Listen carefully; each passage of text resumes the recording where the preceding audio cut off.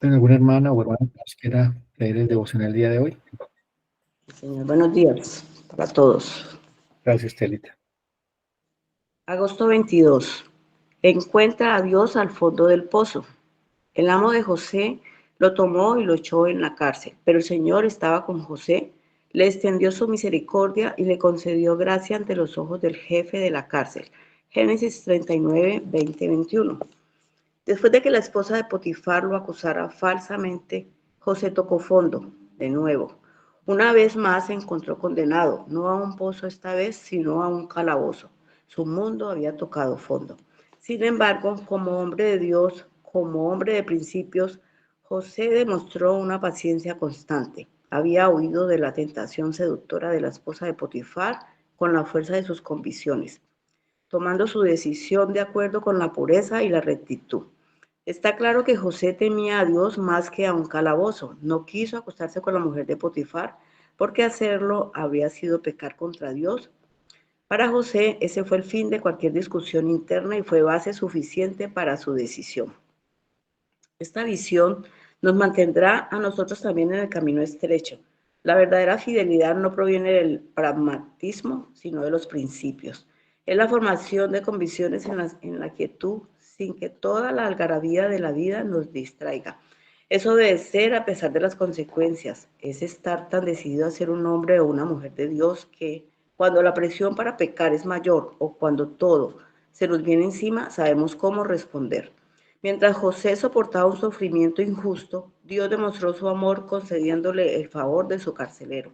No hay nada en la narración que sugiera que José trató de manipular las circunstancias para su propio beneficio, e incluso si José hubiera estado buscando un amigo o aliado, nunca habría anticipado que el carcelero cumpliría ese rol.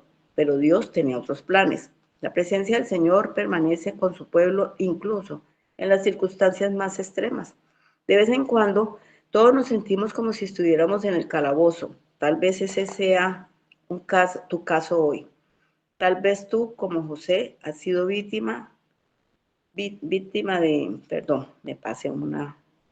De vez en cuando todos nos sentimos como si estuviéramos en el calabozo, un nuevo punto bajo en nuestras vidas. Y estamos confinados en un aislamiento escalofriante. Tal vez este sea tu caso hoy. Tal vez tú, como José, has sido víctima de falsas acusaciones o estás contando el costo de tu determinación de obedecer a tu Señor. O tal vez algo completamente diferente está pensando sobre tu alma cansada. Sea lo que sea, el Señor lo sabe. Él nunca ha sido tomado por sorpresa y te ama con amor eterno. Su amor es firme y no cambia por las circunstancias. Te ama lo suficiente como para haber atravesado el calabozo de la muerte y el terror del infierno para que tú nunca tengas que hacerlo. Consuélate sabiendo que, como declaró el profeta Zacarías, el que los toca, toca a la niña de su ojo. Zacarías 2:8. Para profundizar, Lucas 8:22 al 39. Amén. Muchas gracias, hermanita Estela. Buenos días para todos. Nuevamente, como decía el pastor, un devocional que nos permita edificarnos, que nos permita crecer cada día en santidad, crecer en el conocimiento de Dios.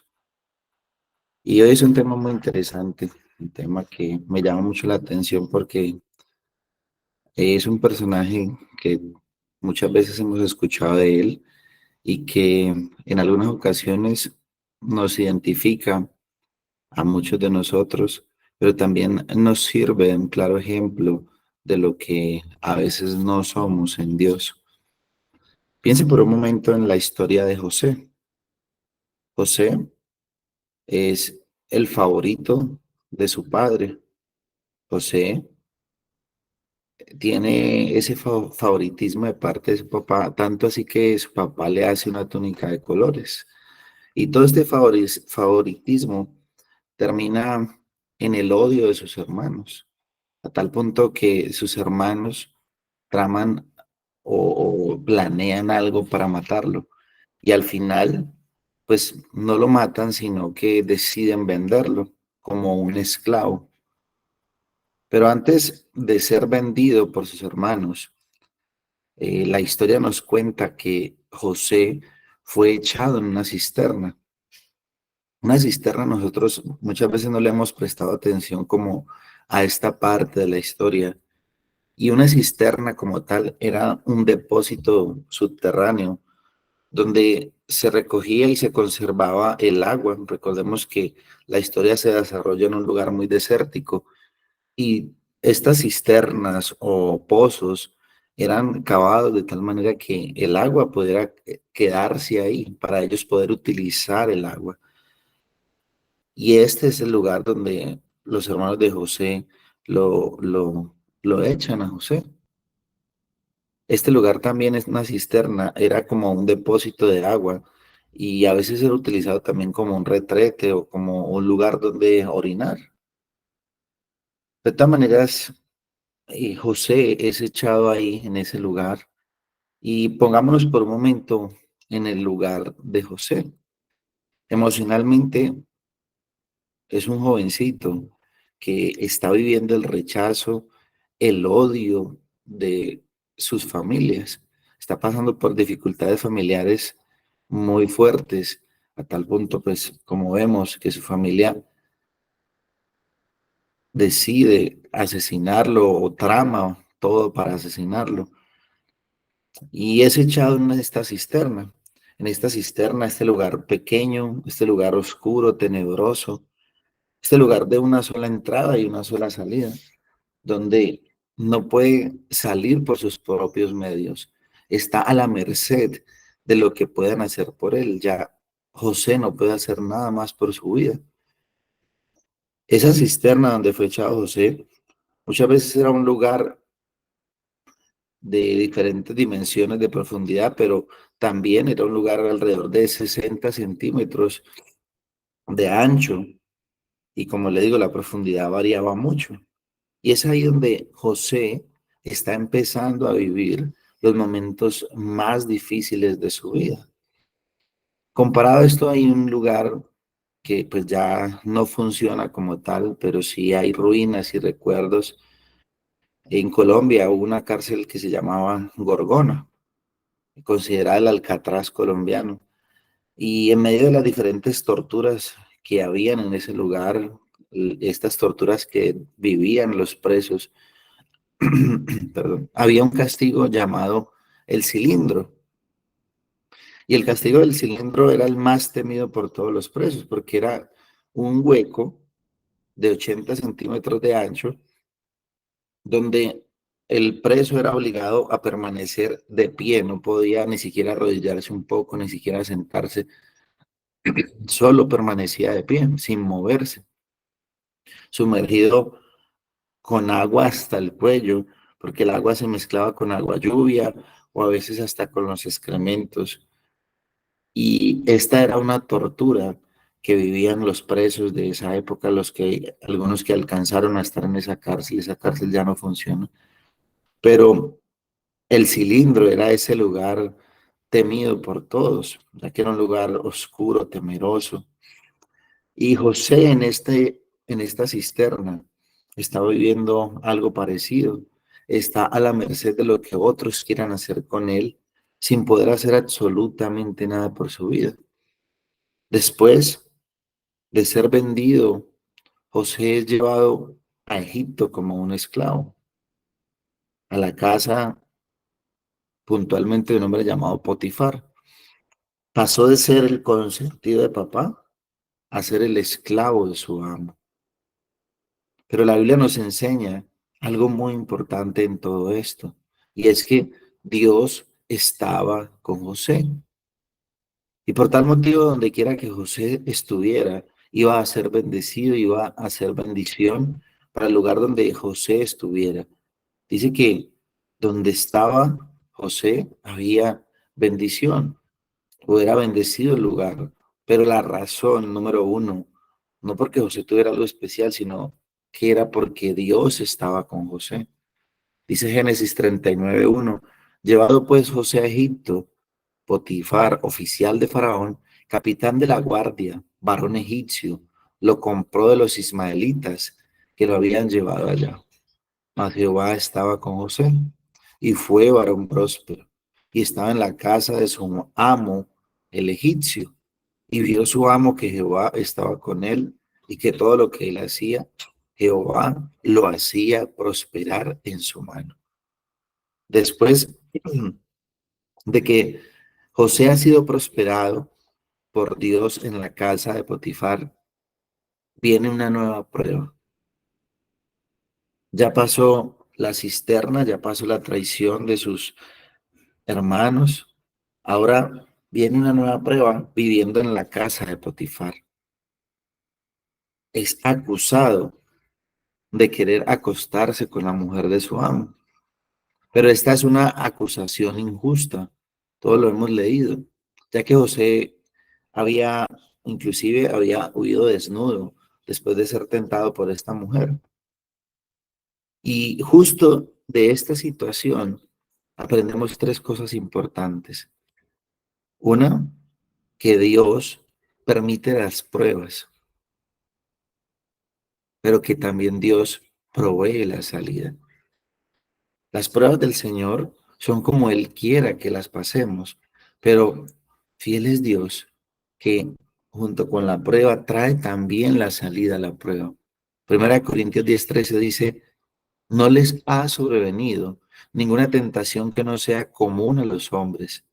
Fiel es Dios, que no permitirá que ustedes sean tentados más allá de lo que puedan soportar, sino que con la tentación proveerá también la vía de escape a fin de que puedan resistirla. Es lo primero que aprendemos en esta situación de José. Todos vamos a pasar por pruebas y estas pruebas en gran manera son puestas por el Señor para formarnos, para guiarnos, para sacarnos de ciertas situaciones. Pero junto con todas estas pruebas, el Señor proveerá la salida. La mujer de Potifar fue puesta ahí de parte de Dios para probar a José. No siempre nos tratarán con justicia. Es lo segundo que podemos aprender en esto. A veces seremos acusados sin justa causa. Y esto fue lo que vivió José con la acusación de parte de la mujer de Potifar. Mateo 5:11 dice, bienaventurados sois cuando por mi causa os vituperen, os persigan y digan toda clase de mal contra vosotros mintiendo. Gozaos y alegraos, porque vuestro galardón es grande en los cielos, porque así persiguieron a los profetas que fueron antes de vosotros. Habrá momentos donde seguramente por vivir la verdad, por hablar la verdad, seremos acusados injustamente. Y lo tercero que aprendemos de esta situación es que siempre, siempre el Señor dispondrá circunstancias en nuestras vidas para que nosotros le glorifiquemos a Él. Cada circunstancia que nosotros vivimos la utiliza el Señor como una oportunidad para que nosotros podamos glorificar al Señor. José, ante la tentación de la mujer de su amo, decidió agradar a Dios antes que a los hombres. El versículo 7 dice, el capítulo 39 dice, aconteció después de esto que la mujer de su amo puso sus ojos en José y dijo, duerme conmigo. Y él no quiso. Y la mujer de su amo, y dijo a la mujer de su amo, he aquí que mi señor no se preocupa conmigo de lo que hay en casa y ha puesto en mi mano todo lo que tiene. No hay otro mayor que yo en esta casa y ninguna cosa me ha reservado sino a ti, por cuanto tú eres su mujer. ¿Cómo pues haría yo este gran mal y pecaría contra Dios? Esta es la respuesta de José. Pero esto nos lleva a pensar en nosotros. ¿Cómo actuamos todos nosotros en medio de las tentaciones? ¿Cómo es nuestro actuar en medio de las tentaciones? Y constantemente vamos a tener tentaciones, unas que se nos van a presentar de manera en la cual somos muy radicales y tenemos claro que, que no vamos a aceptar ciertas cosas en nuestra vida, pero constantemente y todos los días se nos presentan tentaciones tan sutiles que muchas veces terminamos cayendo. Muchas veces terminamos cediendo a ciertas cosas y lo peor es que nosotros mismos las permitimos. Cuando tenemos la oportunidad de huir, no, seguimos mirando a ver qué más hay. Seguimos mirando y revisando. En medio de todas las pruebas que nosotros tenemos, que pasamos, que vivimos, ¿cómo las afrontamos? ¿Mostramos paciencia en medio de las pruebas? En medio de esas pruebas, ¿cómo hablamos? ¿Cómo pensamos? ¿Cómo actuamos? Y lo que nos muestra la vida de José en medio de esa cisterna, en medio de la tentación y en medio de todo lo que se le iba a venir encima, es que la paciencia era una virtud que José vivía. Y la paciencia en medio de las pruebas es la muestra de que nosotros estamos llenos del Espíritu Santo, ya que la paciencia es una virtud que debería haber en el creyente como fruto. Este es fruto del Espíritu Santo. Entonces, ¿en qué se basan nuestra toma de decisiones en medio de las pruebas, en medio de las tentaciones? ¿En qué nos basamos para tomar decisiones? Después de la acusación que recibió José, ahora es echado en otro lugar muy parecido al primero, muy parecido a ese pozo o a esa cisterna. José es enviado a la cárcel. Después de esta acusación injusta, dice que Potifar se llenó de ira, de enojo y decidió echarlo en la cárcel. Por segunda vez, está viviendo el dolor, el sufrimiento y están haciendo con su vida como otros quieren. Pero Dios sigue estando en control. Esto es lo precioso de la historia de José. Dios sigue estando en control. Y el hecho de que José termine en la cárcel nos muestra y nos enseña, Dios nos está mostrando de una manera muy categórica que José temía más a Dios que a un calabozo. José tenía más temor a lo que a la ofensa que estaba teniendo contra Dios que a las consecuencias. Para él un calabozo era algo que podría pasar. Y no es que José fuera muy fuerte, no es que él fuera muy valiente, es que la historia de José se basa es en Dios. Muestra es la fidelidad de Dios. Muestra es el amor de Dios por sus hijos. Donde quiera que José hubiera estado o estuviera, Dios estaba con José. Porque dice que aún en la cárcel, lo que hacía José prosperaba. El carcelero no se tenía que preocupar por nada porque José era fiel en la cárcel. La historia de José nos muestra en que donde quiera que nos encontremos, el Señor debe ser nuestro mayor tesoro. También se basa esta historia en que es mejor perder la vida que perder a Dios. Pero muchas veces nos aferramos a tantas cosas y no queremos soltar cosas de nuestra vida, cosas materiales, no queremos soltar personas y preferimos aferrarnos a todas estas cosas y perdemos a Dios. Pero José prefirió perder cualquier cosa, pero no perder a Dios.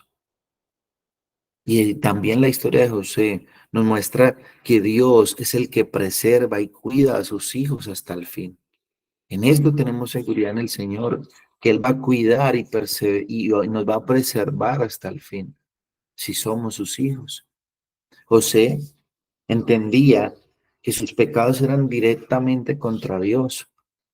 José no quiso pecar con la mujer de Potifar solo por la razón de que sabía que estaba pecando contra Dios y prefirió recibir el oprobio, el fastidio del mundo por agradar a Dios en lugar de el deleite y la recompensa del pecado. Prefirió esto. Y el fundamento de José para no pecar era uno solo, Dios. José no pecaba por no ofender a Dios. Ahora, ¿qué nos motiva a nosotros a pecar o a no pecar? Piensa por un momento en esto. En realidad es Dios lo que nos motiva a pecar o a no pecar. Es Dios, es su santidad. ¿O qué nos motiva? ¿Es Dios o las amenazas del pecado? Las consecuencias del pecado. No me asustan más las consecuencias, pero no lo estoy haciendo por amor al Señor. No lo estoy haciendo por no ofender al Señor, sino más porque me da miedo recibir consecuencias. Y quizás pareciera una buena motivación, pero no es Dios tu mayor motivación. Y como creyentes, nosotros estamos llamados a obedecer a pesar de las circunstancias, a pesar de las consecuencias que vengan por la obediencia al Señor. Y habrá momentos en nuestra vida donde tenemos que tomar decisiones radicales. O es Dios o no es nada. Ah, es que si dejo mi trabajo me voy a morir de hambre.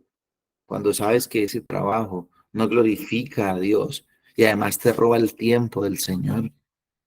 Ah, es que si dejo a mis amigos mundanos no tendré ahora con quién hablar. Por eso me camuflo entre ellos. Ah, es que tengo que parecerme a mis compañeros de trabajo para que ellos no me rechacen.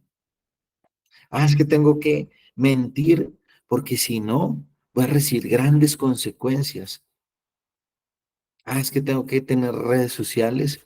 ¿Cómo me va a quedar atrás en este mundo de constante evolución? Y terminamos viendo lo que no debemos ver. Y lo peor es que ya no nos duele verlo. Ya lo permitimos en nuestras vidas. Y todas estas cosas y más son las cosas en las cuales tenemos que meditar y decidir, o me quedo en la tentación, peco y recibo el deleite temporal del pecado y después las consecuencias, o como José, salgo corriendo y diciendo, ¿cómo voy a pecar contra Dios? ¿Cómo voy a pecar contra Dios? Mi motivación para vivir en santidad debe ser solo Dios y su gloria. Si obedecemos, que sea para la gloria de Dios, no para ser visto como gente buena. Muchas veces la gente quiere ser vista correctamente. Entonces, no, yo trato de vivir bien para que no me vean como una mala persona. No, nuestra motivación para vivir en santidad debe ser Dios, su gloria. Y si algo bueno sale de nosotros, es Dios. Y si algo mal sale de nosotros o de algún hermano vemos que ha salido algo malo, pues es la mejor oportunidad, primero para predicarnos el evangelio y segundo para predicarle el evangelio a otros. Hace poco me ocurrió algo chistoso y fue que eh, pues yo tengo mi taller a pocas cuadras y de mi casa al taller me voy sin el casco. Y yo digo, me justifico en eso y sé que estoy haciendo mal. Y me justificaba pensando de que voy tan cerca, entonces no tengo que ponerme el casco. Y justo a un hermano le iba a pasar algo y me llamó la atención por eso. Y yo me quedé pensando mucho en eso, pero también me quedé pensando en el hecho de que está bien la exhortación, pero esa exhortación nos debe conducir al Evangelio, nos debe conducir a Cristo y cada oportunidad es una buena oportunidad para entender de que podemos ir en arrepentimiento y que podemos presentar el Evangelio. Por eso cuando vemos que ha salido algo malo de nosotros, debemos predicarnos el Evangelio. Cuando vemos que ha salido algo malo de algún hermano, prediquemos el Evangelio. Ahora vemos en la historia de José que él no manipuló las circunstancias que estaba viviendo como para su conveniencia, sino que realmente todo lo que le ocurrió a José era Dios quien estaba obrando en él, de la manera que José menos se lo estaba esperando. Dios obró en todo. José estaba en la cisterna y no pudo hacer nada para cambiar su situación. Fue Dios quien lo puso en la cisterna y fue Dios quien de esa manera lo llevó a Egipto. Esa es la manera de Dios. ¿O no recuerdan a Jonás? ¿Recuerdan cómo Dios llevó a Jonás a Nínive? No fue a través de un gran pez. Fue Dios quien puso a José en casa de Potifar para que fuera seducido y acusado injustamente. Y fue Dios quien lo puso en la cárcel para que, para que Dios mostrara su gloria en todas las situaciones que estaba pasando José o que pasó José. Así son los métodos de Dios, no como el hombre lo imagina, sino como Dios quiere hacerlo. Isaías 55:9 dice, como son más altos los cielos que la tierra, así son mis caminos más altos que vuestros caminos y mis pensamientos más que vuestros pensamientos.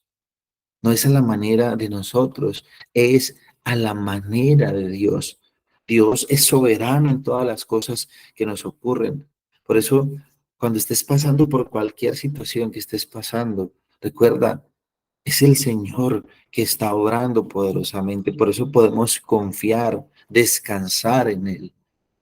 En la cisterna oscura, estrecha, vacía, solitaria, en esa cisterna temerosa, estaba Dios.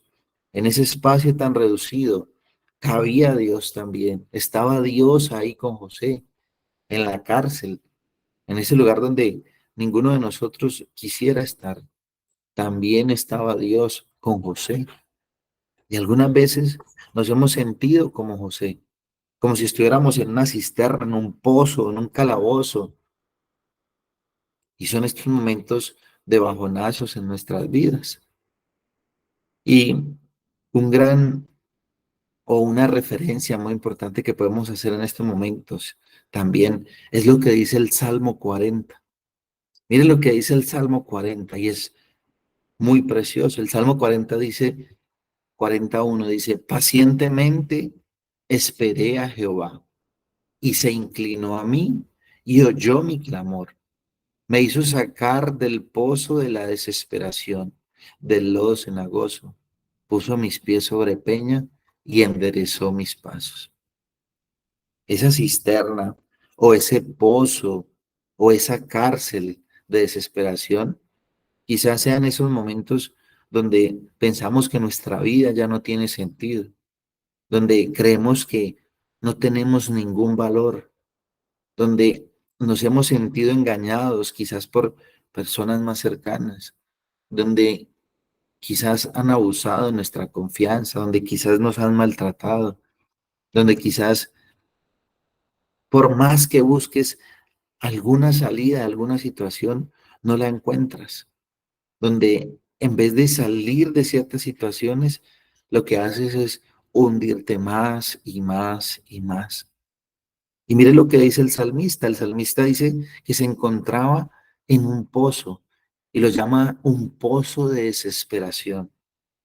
Y no sabemos exactamente cuál era ese pozo, no sabemos cuál era ese problema, no sabemos cuál era esa dificultad, él solo lo llama un pozo de desesperación y gracias a Dios no sabemos, gracias a Dios porque no sabemos cuál era ese pozo, pero sí el salmista lo dice, es el pozo de la desesperación.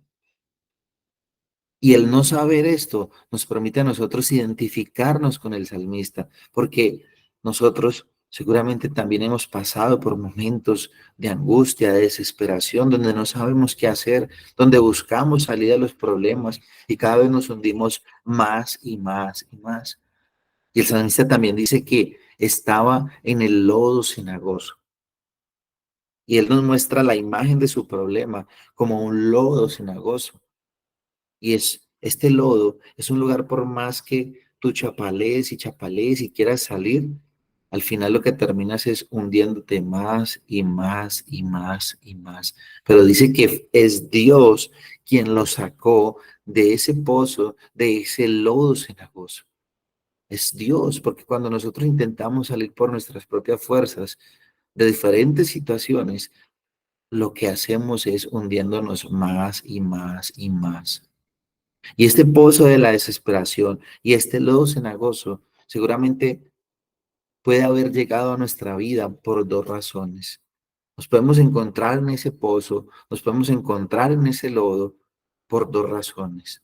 Una, tal vez estás recibiendo las consecuencias o acusaciones por obedecer a lo que Dios ha ordenado, como le pasó a José. Esta puede ser una de las razones por las cuales podrías estar en ese lodo, por como José, estás recibiendo acusaciones falsas o acusaciones a causa de que has obedecido al Señor. Recibes rechazo por obedecer al Señor, por hacer las cosas como agradan a Dios, porque al mundo va a odiar cuando tú hablas la verdad, cuando vives la verdad, vas a recibir acusaciones por esto. Entonces, muchas veces nos encontramos en ese pozo por ese tipo de situaciones, como le pasó a José. Pero lo segundo, por lo cual seguramente nos encontramos en ese pozo, es que estamos ahí a causa de nuestro propio pecado, a causa de lo que nosotros permitimos, a causa de lo que creímos que no nos iba a hacer daño y hoy estamos pagando las consecuencias.